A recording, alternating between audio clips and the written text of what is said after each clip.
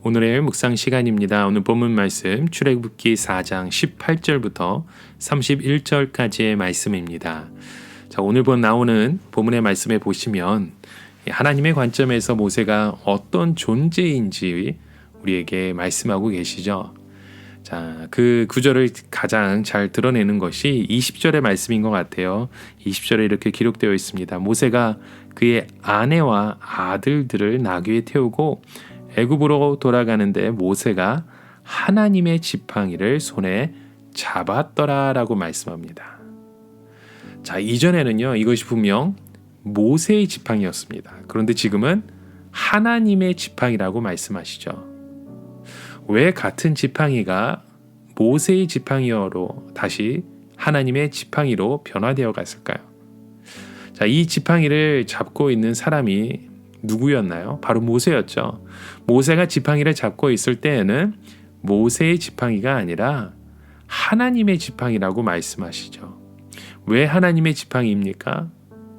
지금 지팡이를 잡고 있는 그 손을 바로 하나님이 잡고 계시다는 거예요. 이것은요, 우리의 물건이 달라져서가 아니라 바로 그 물건을 누가 잡고 있느냐, 그 관점에서 우리가 하나님의 손길을 보게 된다는 것이죠. 여러분, 사무엘상 17장에 보면 블레셋과 이스라엘의 전투가 벌어지죠. 이 블레셋의 대표적인 장수였던 이 골리앗을 이 다윗이 그 돌멩이 5개로 이 골리앗과의 전투에서 승리하게 되잖아요. 자, 이 다윗이 돌멩이를 가지고 골리앗을 쓰러뜨리죠.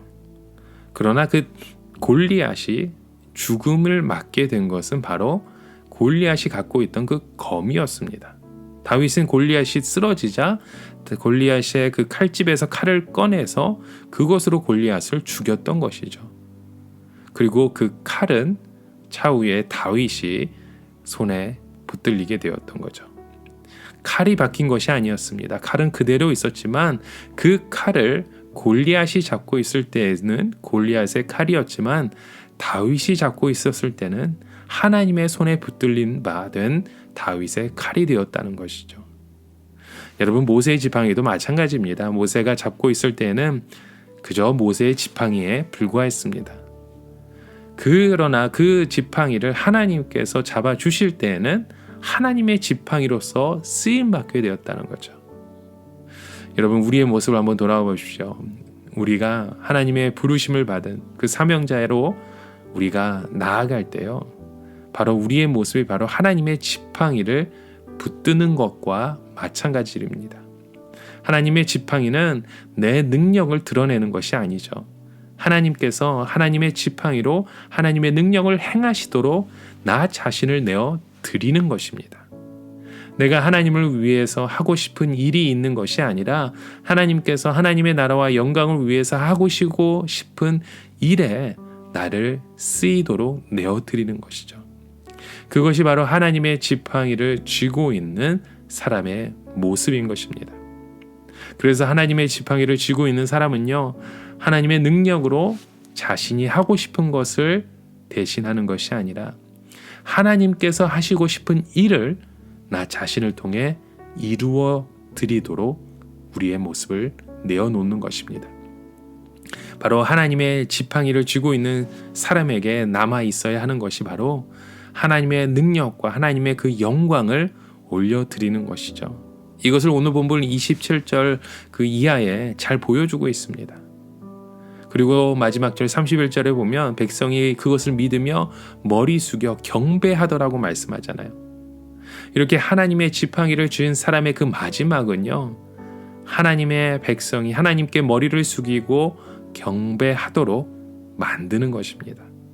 자기에게 경배하고 자기에게 고개를 숙이는 것이 아니라요, 하나님께 경배하고 하나님께 이 모든 영광을 올려드리는 그 믿음의 축복의 통로로 쓰임받게 된다는 거죠.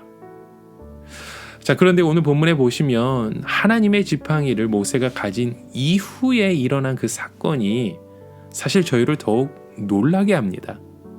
오늘 본문 24절에 보면 여호와께서 이 모세를 만나서 또 그를 죽이려고 하신 그 말씀을 우리가 보게 되잖아요. 하나님께서 모세를 죽이려고 하셨다는 거예요. 그러자 십보라가 아들에게 할례를 행함으로써 모세의 생명을 구하게 되죠. 왜 도대체 하나님께서 모세를 죽이려고 하셨을까요? 자, 이 사건의 의미를 우리가 바르게 알기 위해서는 오늘 본문 전후에 그 모습을 우리가 살펴볼 필요가 있습니다. 저희가 성경 말씀을 살펴볼 때 바로 이 문맥 가운데 어떤 의미를 우리에게 주시고 있는지 우리가 자세하게 알 필요가 있죠. 자, 이 사건 이전에 보면요, 하나님께서는 계속 모세에게 나는 이런 존재다라고 말씀하시면서, 그리고 나서 하나님은 모세에게 지팡이를 주셨죠.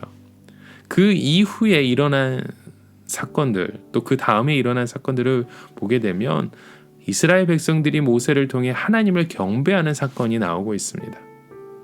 자, 그러므로 이 사건은 하나님께서 자신이 누구이신지 모세에게 가르쳐 주시고 사명을 주시며 그 사명을 감당할 수 있는 그 능력을 주시고 마지막으로는 그 목적을 성취해 가는 것을 보여주시는 그 과정 속에서 일어나고 있던 사건임을 우리가 보게 되죠. 여러분, 여호수아 5장에 보면 이스라엘 백성이 요단강을 건넌 후에 길갈에서 이 할례를 행하는 모습을 우리가 보게 되잖아요. 이 할례를 행하지 않은 백성은 가나안 땅에 들어갈 수 없었죠. 하나님께서 이 할례를 행하라고 하신 그 이유는요, 그것이 가지고 있는 그 영적인 의미 때문입니다.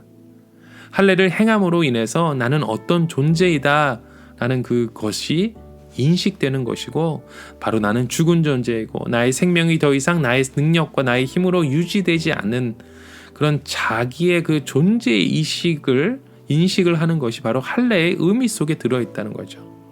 이런 사람이 하나님의 그 약속의 땅에 들어갈 수 있는 자녀라는 거죠. 모세도 마찬가지입니다. 모세도 자기 아들의 할례를 행하고서야 이 죽음에서 풀려날 수 있었습니다. 하나님께서 모세를 죽이려고 한 것은 단순히 모세가 아들에게 할례를 행하지 않았다는 그 불순종 때문이 아니라요, 모세 자신이 어떤 존재인지 알게 하기 위함이었던 것입니다. 아무리 하나님의 지팡이를 가지고 하나님의 그 위대한 사명을 수여받은 존재라고 할지라도 모세 자신이 하나님 없이는 바로 죽어야 할 존재, 생명 없는 그 존재라는 그 바른 자기 인식이 없다면 우리가 살아가야 할 그 이유를 모르기 때문인 것이죠. 여러분, 우리는 하나님께서 모세에게 하나님의 지팡이를 쥐어준 후에 모세에게 일어난 그 사건을 우리는 주목해야 할 필요가 있습니다. 그리고 이것에서 우리는 우리 자신에게, 오늘 우리에게 하나님은 어떤 분이신지, 또 우리에게 하나님이 주어주신 그 하나님의 지팡이를 손에 쥐고 나 자신은 어떤 존재임을 여러분 힘써 기억하시길 바랍니다. 오늘 저는 목사로 서 있습니다. 우리의 앞길이 어떠할지 우리는 아무것도 모르지만 우리는 이곳에서 죽어야 할 사람입니다. 우리의 성도도 모습도 마찬가지고 우리 자녀들의 모습도 마찬가지입니다. 우리가 아무리 세상에서 어떤 업적을 날리고 이름을 날리고 우리가 많은 봉사와 헌금을 하고 세상에서 큰 일을 한다 할지라도 나 자신을 바라보는 그런 바른 자기 인식이 없다면요, 우리는 사명자의 삶을 살아갈 수 없습니다. 하나님의 지팡이를 손에 쥐고 있지 않으면서 자기 자신을 하나님의 진노로 죽어야 할 존재로 생각하지 않으면서 하나님께 우리가 쓰임받게 해달라고, 이 세상에서 형통하게 해달라고 기도하고 있다면요, 이것은 그저 세상 사람과 다를 바 없는 그런 존재의 목적인 것이죠. 여러분, 오늘 우리 손에 과연 어떤 지팡이가 쥐어져 있는지 이것을 돌아보시길 바랍니다. 또 우리는 어떠한 존재인지 깊이 생각할 수 있는 저와 여러분의 하루가 되어 가시길 주님의 이름으로 간절히 축원합니다. 바라옵기는 우리가 주님의 손에 이끌려 주의 하나님의 우리에게 맡겨주신 이 지팡이를 붙들고 주의 뜻을, 주의 사명을 능히 감당해 나아갈 수 있는 저와 여러분의 하루가 되시길 주님의 이름으로 간절히 축원합니다. 우리 함께 같이 기도하시겠습니다. 하나님, 우리 손에 쥐어져 있는 이 지팡이가 어느 곳에서 또 주의 능력 가운데 주의 뜻을, 사명을 감당할 수 있는 그런 모습으로 우리가 이 지팡이를 들고 있는지 다시 한번 돌아보게 하여 주시고 하나님 우리가 이 사회, 이 세상 가운데 그 이곳에서 빠져 허우적대는 것이 아니라 하나님의 지팡이를 들고 주의 능력을 선포하며 하나님께 영광 돌릴 수 있는 오늘 우리의 모습으로 우리의 자녀들을 우리 공동체를 지켜주시고 주의 뜻을 이뤄갈 수 있는 하나님의 사람으로 저희를 덧입혀 주시옵소서. 이 모든 말씀 오늘도 살아 역사하실 예수 그리스도의 이름으로 간절히 기도드립니다. 아멘.